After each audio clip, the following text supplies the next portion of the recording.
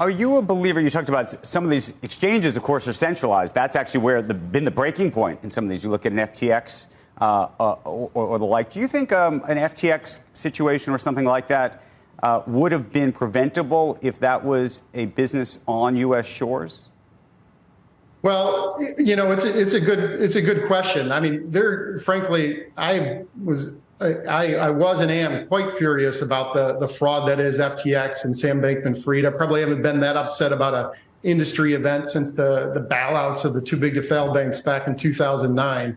But I do think that a part of the dynamic we're faced with is that, yes, there is less of a clear path here in the U.S. And so there is, right, an entity like FTX that largely operated more offshore, served U.S. clients. And we run into challenges. Well, the reason I ask, and I don't know if you saw the news this morning, FTX Japan is effectively reopening because apparently they have the cash on their balance sheets. We've heard Sam Bankman-Fried had said that was the case, and also said similarly about the United States version of it that was living onshore. That has not reopened yet, but perhaps there actually is money there.